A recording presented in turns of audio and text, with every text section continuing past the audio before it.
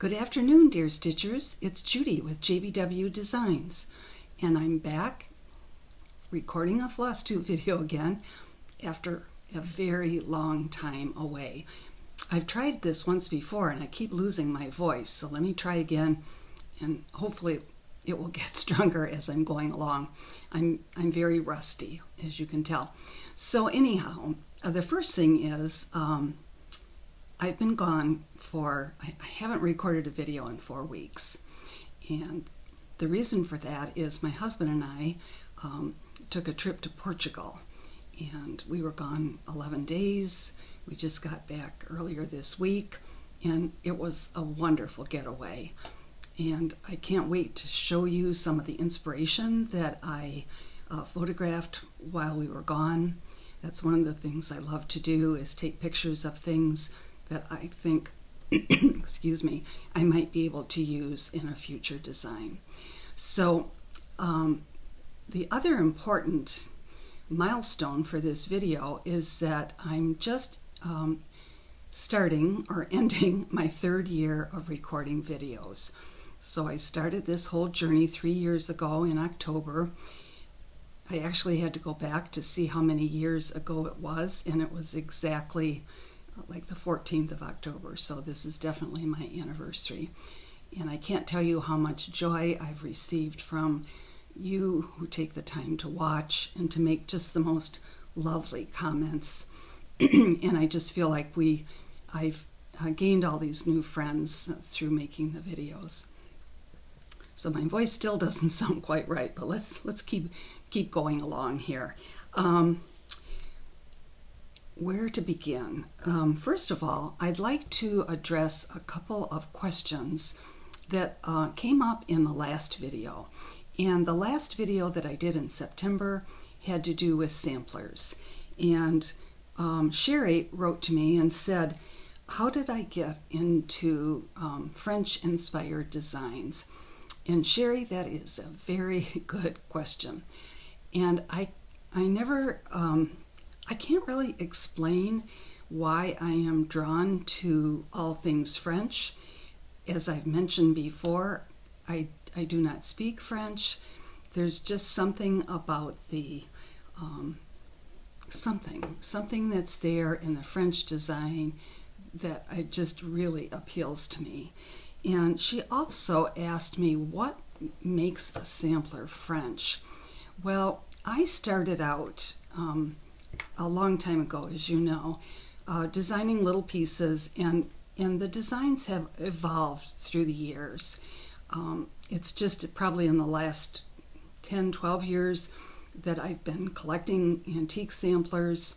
Sometimes we're able to identify the samplers to tell where they're from, what country they're from, the date they're stitched. Other times we just have to guess from the look of it, and I know that's not a very scientific answer. The other thing that I've done, and I know some of you are familiar with these, is that I have a line of French country designs. And these started out a long time ago. And I'm not really sure, once again, how I decided that the titles of those booklets, and these are all designs, I'll show you a few in a minute here because I want to show you some pictures that are made up of motifs. So I started out with a rabbit, and I just had this, what I called a brainstorm one morning, and said, wouldn't it be fun to take the shape of something and make that the motifs in that shape actually part of the design. And so somehow I just said, oh, this looks like a French country look. But I really just made that up. So I don't have anything concrete to base it on. So my answer is a little flaky, but it is what it is, right? I just love all things French. I've been lucky enough to go to France a couple of times. And in fact, this I always talk about. People ask me about this piece right here on the wall, asking if it's a sampler. It's actually a piece of antique toile fabric that I was able to pick up years ago, and I just love it. So the other question that came up, or a comment actually, was from Davy. And I thought she said something so interesting, because when I was showing all of the samplers last time and talking about the alphabets and how that you could use alphabets and antique samplers in other projects, that seemed to inspire her, because she said she was going to try to find alphabets that reflected her heritage and then use those letters to make ornaments. And I thought, wow, that's a wonderful idea. And that would take some research too, but there are so many interesting alphabets out there, and I'm going to show you a couple more today that I pulled out when I was pulling out samplers. So my theme today, I always like to have a topic, and I'm hoping to, once again, I like to inspire you. So I'm going to show you and talk to you a little bit about my favorite part of the trip into Portugal, and show you some of the inspiration that I received while I was there. And then I'm going to show you, of course, models once again, and then I'm also going to show you some pictures that people have sent to me that that appear on my Friends of JBW Designs Facebook page, and that's always fun to see that also. So I think I'll start with the Portugal trip. I'm just going to tell you one little portion of it that was just amazing. So we started out in Lisbon, and I was able to go to the Tile Museum. And if you ever get a chance to go, I will encourage you to do so. The day we were there, I think we were there on a Monday, the gift shop was closed, much to my chagrin. I would have loved, of course, to have shopped in there. And actually, one of the things that I most wanted to get was a book of Portuguese tiles, which incidentally are everywhere. They're on the buildings, they're in the churches, they're just spectacular. And this tile museum is so unique because it is actually located, I'm going to see if I can find a picture of it. So actually, while I was gone and I couldn't visit the gift store, I went online and ordered this book called Portuguese Tiles, and it's from the National Museum in Lisbon. And the most fascinating thing about this museum, I'm going to see if I can find a picture here, and I'll talk to you while I'm looking, is that it's in a convent. And the convent was built in 1509, and it's called the convent, the Convent of the Mother of God. And this is just, there's going to be a little glare there, but part of the door, one of the doors that enters into this convent. So the setting for this museum is so unique. Everywhere you look, there was, beautiful old stone walls, courtyards. I'm going to show you one other picture here. Can you see right there the courtyard? So we had a guide who was from Lisbon, and she was just excellent. And so she took us through the museum in chronological order. So we saw the Portuguese tiles that were from the 15th, 16th, 17th, and 18th century. And I was just enthralled by the whole thing. I think, why was I attracted to them? I think it was not only the colors, but the design quality, because these were all hand painted. As I say, they were in so many of the buildings. It really was quite amazing. So I'm going to show you, this is actually there is a cathedral within this convent, and you can see the tiles that are just covering the walls, which, as I say, were all hand painted. So while I'm going through the museum, I'm taking photos like crazy, because as I say, I want to look for things that I think could be used in a design. So I'm just going to show you 4 photos that I took during that tour. And there's just so many elements in here with possibilities. So this is one of the photos. So not only the trefoil in the center is fascinating, but I'm always looking for borders. And look at this wonderful scallop border down here. I don't have the date of when this would have been produced, but hopefully I'll find that out. The book just arrived yesterday. So this was one of my favorites. And then another panel that I photographed was this one here, because I loved the urns and the flowers and the border down at the base here. Isn't that just lovely? I'm kind of leaning here to show it to you. And then this was not at the Tile Museum, but this was in one of the cathedrals we visited, and this was so unique to me. This was actually part of the ceiling of the cathedral. And of course I love blue and white, but just look at those designs. They were just stunning. And then we also went through a number of, let's see, it was a palace actually, called the Palace of Matus. And so as I'm walking through, I'm looking at fragments of fabrics. There was a cabinet there, and this was very simple, but once again, I loved the little border and the spray in the center. So you know from watching me in the past, when I travel, it doesn't matter where it is, I like to look for design ideas. And I mean, look at this wonderful deer on the front here, and the flowers in the background. So I need to study that and be inspired for designs in the future. So that was really quite fun.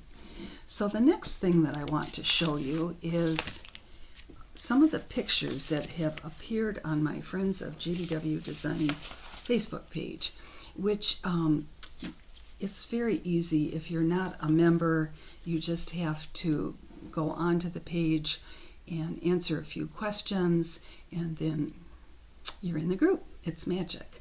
So what I love about it is that our friends post pictures of things that they have made using my designs, and what I always like to see is something unique, maybe a different way of finishing or different fabric and fiber. And this one is going to be very hard, I think, for you to see this. I'm going to try to hold it up close there. So this was made by a gal named Manon, and I don't even know if she watches my videos. Obviously she's a friend on the friends page, but as I say, it's very hard to see, but I can tell you about it. So she took 3 of my French country designs. At the top is the stork, in the center is the baby carriage, and in the bottom is the pig. And she just, what I loved about this is she stitched it on a brown fabric with white floss. And even though it's looking very pale when I show it to you, when I look at it up close, it's quite striking. So these are the designs, and as I mentioned before, I don't even remember how many French country designs fall into the baby category, but there are quite a few. There's a teddy bear and a rocking horse, and I didn't even look ahead to see, but anyhow, this is what the baby carriage looks like. These are the ones that she used. She used the stork, the French country stork, and she also used the little pig. And then under each of those elements, she stitched the baby's name, the baby's date that the baby was born, and because it is in, I believe, Dutch, I'm not able to tell if the top row of writing is like the first name and then the second row is the last name. I can't tell. I just thought it was a sweet idea of something to make as a baby sampler. So that was one thing that appeared. And then this is another one that actually somebody wrote and sent me a link. And that's one of the requests I have for you today. If you happen to be watching Flosstube videos, and I'm going to mention this a little later, and notice that people are either they've purchased my designs or they're stitching one and they're showing it to you, because there are so many people doing floss tubes now, I feel like I'm not able to keep up with everyone who is making them. And so, there's only so much time in the day. I watch them quite often in the evening when I'm stitching, but as I say, I'm not keeping up. So if you happen to see someone who's doing my work, if you would just send me an email or some kind of a message through this Flosstube forum, I would love to know who else is doing my designs, and because I like to go on and then watch it and then thank them for doing that. I'm really so appreciative of that. So this happened to be a link that somebody sent to me, and first of all, the photograph was so beautifully curated. There's a sampler in the back. Let's see, it's hard to tell. There are actually 2 samplers in there and the little rabbit. And what this shop owner had done is she had stitched 3 of the designs from Liza's Sewing Smalls. So there is a little scissor case. I think I've shown this several times before. There's a little pin cushion, and this is a hard one to show, but then there's a little scissor fob also. So I just thought that was such a pretty picture, and I was so happy to see what that looked like. And then the third one that I just got was this week, and this really touched me. So this was from Trinka, and she had stitched the Bluebird of Happiness design. I loved her frame, and I'm going to read to you what she wrote to me, because sometimes you're just so touched by the notes that accompany these things. She said, "In memory of my mom who loved birds. This is one of my favorites of Judy's that I've stitched. I had this framed at Michael's, and I thought the frame was just gorgeous. It's a bluish silver frame." And I just thought that was lovely. So thank you, Trinka, for posting that, and I'm so glad that it meant something to you. So that is leading me on to my next topic, and that is, speaking of my friends page, I always do a contest, and I do them. It's not it's not as regular as I'd like. It all depends on when I have time. So I take 3 of my designs. I just kind of go down and look at the models and say, what can I put together here? And then I post a picture of those 3 designs, and then I ask you all to tell me what your favorite is. And then I did this morning. I compiled the results of the last contest so that I could tell you which one got the most votes, and then I use the random number generator, and I choose one of the people who made a comment, and they win the patterns that were featured in that contest. So the designs that were in, I pulled one of the wrong charts. I'm going to just have to tell you about it.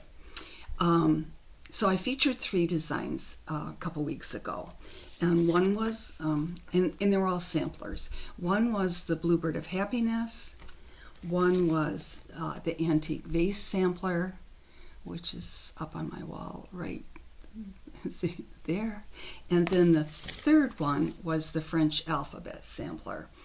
And if I turn this, I'm afraid you're going to get dizzy, but it's on the wall over there. So it was fascinating to read the comments. And the interesting thing to me is that the vote count was so even. Bluebird of Happiness came in first, but not by much. The Antique Vase sampler came in second, and then the French alphabet sampler came in third. And I love reading the comments because some people are they're so cute and they're so funny about it. They'll say, "I like all 3. I just can't choose. Why do you make me do this?" Things like that. So it's very cute. It's very fun to do. I love, as I say, reading the comments, and it's just kind of added it's allowed me actually to show some of my older designs that people aren't familiar with. And so that's part of the purpose of doing it too. So that was the contest that appeared. So last time I did a video, my theme was samplers, but I talked to you a lot about the fact that you might not like stitching samplers, but you might decide to stitch a portion of them or use the lettering from a sampler. So when I was as I say, going down and looking for today's inspiration, I came across a couple of models that were done a while ago, but what I wanted to talk to you about is, I'm going to show you this. These are going to be two separate books. This one is called Hope. This one was stitched on, this particular model was stitched over one on a 28 count fabric. This is what the book looks like. It was stitched on a 28 on Cashel linen antique white. And what I wanted to talk to you about is, think about the fact you don't have to write the word hope, but if you find a sampler that you really love the lettering of, you can create any word you want. Maybe a phrase that's important in your life, or a family, or as I say, monogram letters, etc. So I thought that was a good example of taking letters and making a word that had meaning for you. And this actually is a great one for this month because it's National Breast Cancer Awareness Month. So not only is it pink, but we know so many people who are going through breast cancer, and this is what we wish for all of them. So that's one of the alphabet designs that I thought you might be interested in. And then this was another one that I did, let's see, how long ago? Just a couple years ago, 3 years ago. So this is Blessings. And Blessings is stitched, this model is stitched over two, I believe on a 32 count fabric, and this is what the booklet looks like. And once again, you could choose a variety of letters from samplers that you have either purchased the booklets for. I just want you to think about other ways to use your lettering. So this is the model stitched over two, and then I also, I love the little models over one, and so this is the model stitched over one. And I just, this was professionally finished, but I had this fabric to go with it in my stash, and it's just finished with a twisted cording. So those were two of the designs that I thought kind of went along with that theme that we talked about last time. So my next topic for today is going to be designs for Christmas inspiration. And I don't know about you, but today on the radio, no, I must have been reading on Facebook, I think it was, somebody mentioned how many days there were to Christmas. I don't know about you, but I don't want to know that number. It kind of makes me almost anxious and nervous because, as we know, the holidays are so busy. And if you tell me how many days there are left, that starts to make me a little crazy because I just think of not all that I have to do for the holidays to get ready, but also what I have to do for my next set of releases. And incidentally, I'm really tickled because I have finished two fairly large pieces, large for me. They're charted, they're stitched, and they're ready to be framed, and I'm excited about both of those. I'm working on another collection of items. These are all, of course, not going to come out till the probably end of February. It takes a long time to gather a collection, and I have a list of 3 or 4 other projects that I want to and need to get done in that time slot. So you can see where, even though we're only in October, the weeks are flying by. So let's move on to some of the Christmas models that I pulled out, because knowing how few days are left, I'm hoping that maybe you'll see something today and you'll say to yourself, yes, I want to get this started as a gift or for myself, whatever suits you. So one of the things that I pulled out is, and I've done quite a few of these designs using just red and white. It's so crisp and clean looking. And this design is called Oh Christmas Tree. It was worked on, this particular model was worked on a 28 count red. What I love about this design is the finishing. Now this could be worked on a 32 count over 2. it would be just as charming. And again, it would make a beautiful pillow. And I always tell people, just study the cover for the finishing ideas. It will show you that the design has been put up in the left-hand corner. I took one element of the design and stitched that for the lower right-hand corner. And then these are just ribbons that are used to decorate.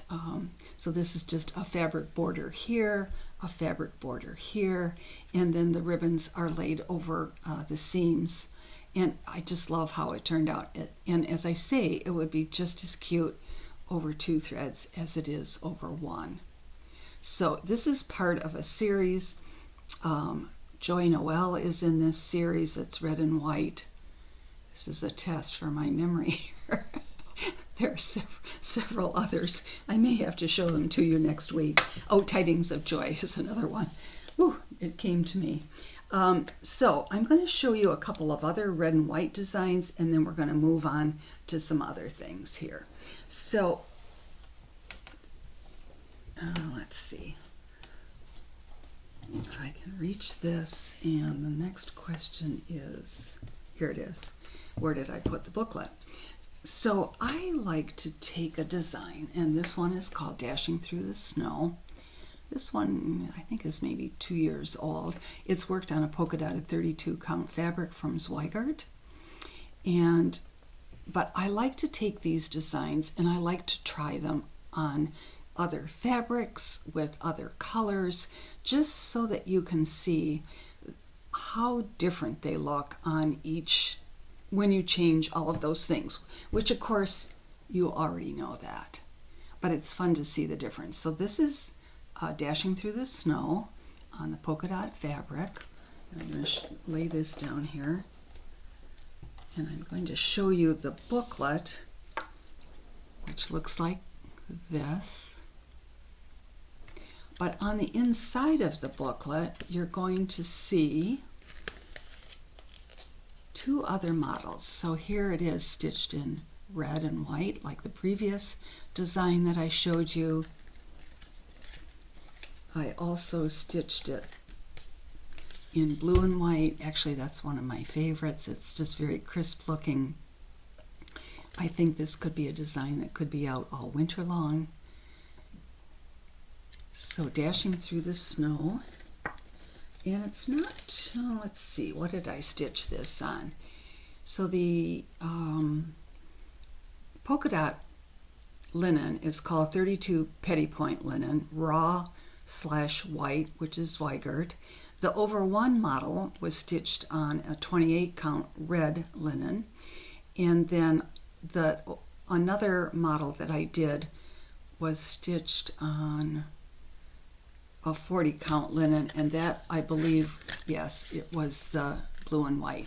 And that reminds me, I want to mention something, because I got an email this last week from somebody who was stitching on Ada, and I just always want to encourage you that any of the designs that I do, I don't use half stitches, quarter stitches. Very few of the designs, except for, I'm going to show you some of the stockings use even back stitching. So I'm sorry about the glare there, but they're absolutely perfect for Ada. It doesn't matter. You don't have to work on linen, and a lot of people aren't comfortable with linen. They don't want to do it. So I just want to say to you, it doesn't matter. You can work all of these designs on Ada, and they will turn out just as well. So I don't want to discourage anyone from trying that. So what was the next one that I wanted to show you? All right, let's move on here. And this is another in the theme of red and white. Red and white, how perfect for Christmas time designs. So this model is from a book called Be Merry. And once again, it's using letters from an alphabet that I just loved. This particular model is stitched over 1 on 28, but I want to show you this particular model that is stitched over 2 and was made into a drum was actually stitched on 32 count fabric. And it's hard to see because the words go around, of course, the shape of the drum. So Be Merry is actually, there's another in this series, and it's called Be Joyful, and it's very similar to this kind of a design. It actually has the words Joy and Noel. I just realized I had this upside down. That would be a great screenshot, right? So this is just stitched on, let me check the fabrics on this. This was stitched on a 32 count Belfast antique white linen for the drum, and then on a 28 antique for this. And it was finished as a flat, and it would not be hard for you to finish yourself. You would mount this design, and then just I used some lace that I had in my stash of trims. This was professionally finished, and then that was mounted on a red and white fabric that was used, of course, for the border and for the backing, and then just a red and white twisted cord for the edges and a little ribbon. And this finishing, of course, could be applied for many of the things that you're working on these days. So the next design that I want to show you is similar to one that I showed. I don't think it was in the last video, because the last video was all samplers. It must have been before that. Actually, I've lost track. I guess it doesn't matter. I showed you a stocking. Yeah, I think maybe I did, because I showed you the French country stocking that was made up of an alphabet. And I think I had that in my mind as a kind of sampler. And I mentioned at that time that I had another stocking design that was done a few years ago. And this is called the French country reindeer stocking. This was stitched on a 28 count dirty linen in just one color. I've seen it in red. It's striking in red. And so that would really make a sweet stocking some year. That's probably not something you're going to be starting in the near future, but you know, sometimes if we see something we love, we have to get the design just to kind of have it in our stash. So I just have a few more Christmas things to entice you with. This one is kind of a fun one. I think I've shown the sleds before. These wooden sleds are available from many shops. They come in brown, and when I get them in stock, I don't sell them myself, but when I order them for myself, I spray paint them because I think I like them better in colors. I've done them in red, green, white, etc. So I spray paint the sled. And then here's the little Sledding Santa. And this one is stitched on over 2 on a 32 count fabric. And the color was Blue Whisper. It's a very, very, very pale blue. So that's the model over 2. And this sled is, I would say, maybe about 5 inches long. I think someone actually wrote to me and asked me that one once. And then I've also stitched the same design over 1 on a 28 count fabric. And this tiny little sled is about probably 3 inches long. So there's our little, that would make a darling ornament for the tree, as would the larger one. They both be very sweet. All right, and did I show you the booklet? I think I did. That is what the booklet looks like. So then I just have a few more Christmas ones to show you. And this is from a series called Sing a Song. And they're all stockings. I'm going to just show you 4 of the, there are 15 altogether in this series. And they're all based on either a hymn or a Christmas carol.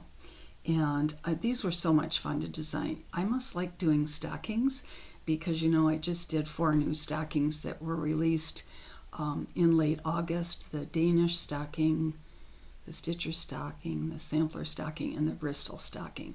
But these were stockings that came out just a couple years ago.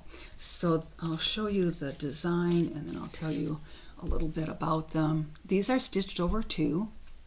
This one is I Saw 3 Ships A-Sailing. This was done on an antique 32 count linen, a 32 count linen in antique white, and I always give DMC equivalents, which seems like that would be the smart fiber to use because the motifs are so small. There were times when I used the hand-dyed fibers, but I don't think that's necessary. Incidentally, in some of my older videos, I've given you tips on finishing, how to finish an ornament that is not a square or a round shape or a rectangle. If that is something that some of you are interested in hearing about again, let me know and I will tackle that in another upcoming video. I can give you, a fairly quick lesson in how these are finished. These are finished as flats. They're not actually a 3-dimensional stocking, so they're just mounted on a piece of board, and then the backing fabric is mounted, and then they're stitched together, and the trim is put around the outside. So they're fairly easy to finish, and I want to encourage you to be comfortable with finishing your own things. So let me show you just 3 more that are in this series. So this is a little town of Bethlehem. I like the colors in this. They're very, very cheerful. Here's the backing fabric for that. It's just trimmed with a chenille from Lady Dot Creates. And once again, it was stitched over 2 on a 32 count. You could do it on 28, you could do it on Ada. So that is that little stocking. Here is another in that series. This is Jingle Bells. Sing a Song of Christmas, Jingle Bells.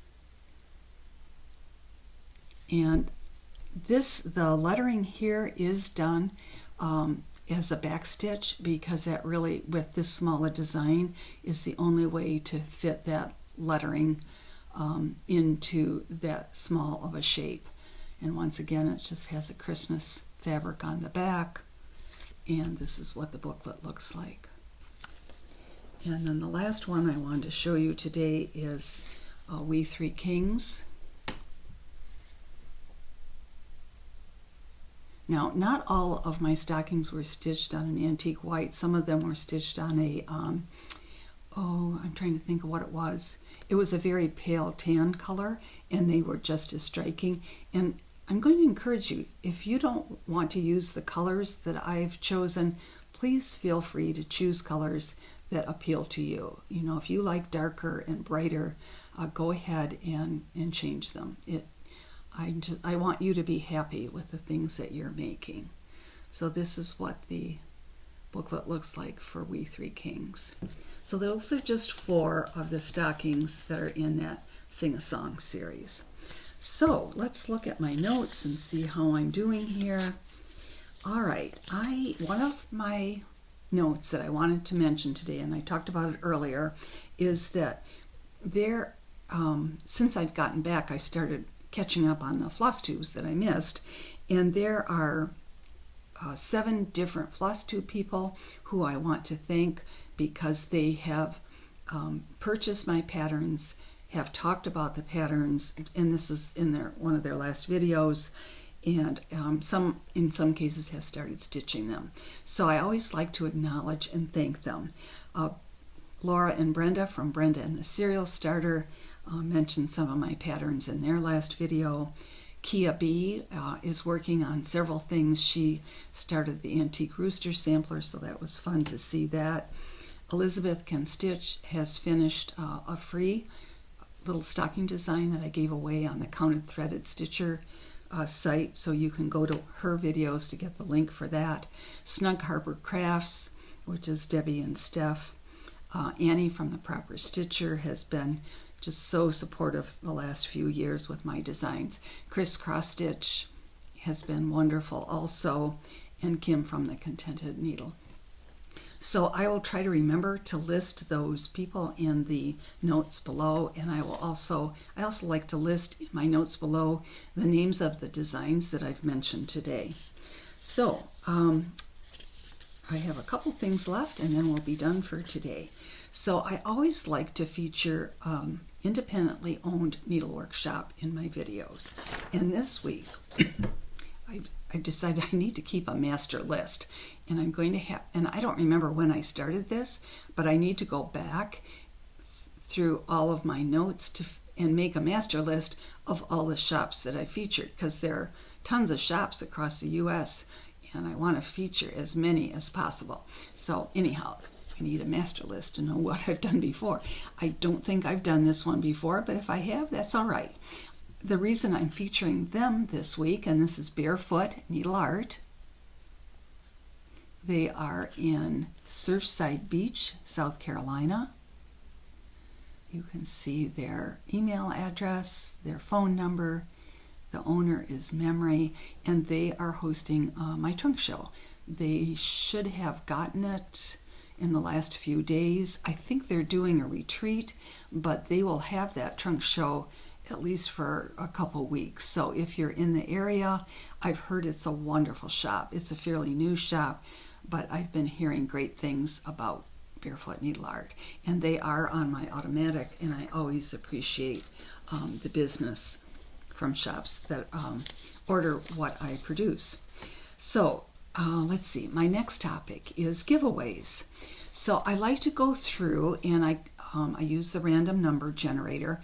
I go through and pick out 3 people from the last video who have made comments, and I give them a prize. So I'm going to announce 3 names, and if you hear your name announced, I want you to email me, because messaging sometimes doesn't go through. So it's Judy, Judy, at JBWdesigns.com. And these are our 3 winners. N, like in Nancy, I'm not sure that's her first name, but N Prairie 4. That was the first one. The second one, some of these spellings now are that YouTube is putting in. I'm not sure why, but I'm going to spell it out for you so it makes sense. So the second winner is Linda, SEF, I think it's TICK, and it might be my handwriting, 3956. So that's pretty significant name. You'll recognize your handle there, Linda. And then Kathy, SIMNETH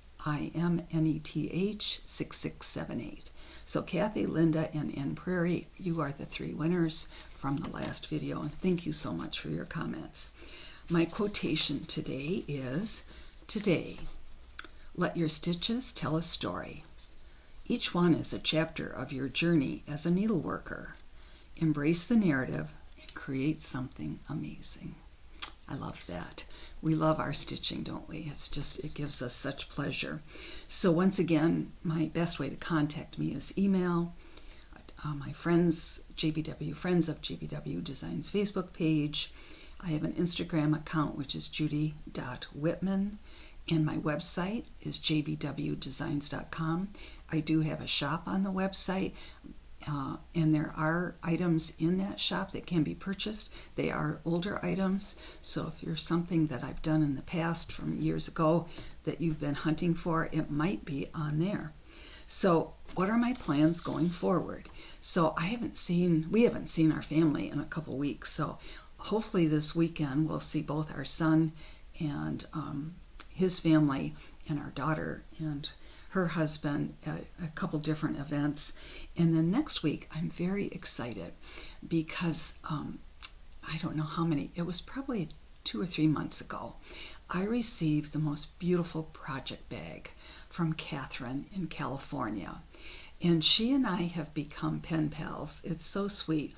We write back and forth every few weeks, and it's just, I just love these friendships that are forming. Well, it turns out that Catherine is she's coming to Wisconsin to see her sister, and then she and her sister are coming to a little town near here, about an hour away, and they're going to be staying for a few nights in an inn there. So next week, for the very first time, Catherine and I get to meet in person, and we're going to have lunch together with her sisters. So I'm very excited about that meeting, and I know it will be very meaningful, hopefully for both of us. So thank you so much for watching and for commenting and being such dear friends. I really appreciate you all, and I hope to be back in 2 weeks at my regular Flosstube time. See you then. Bye.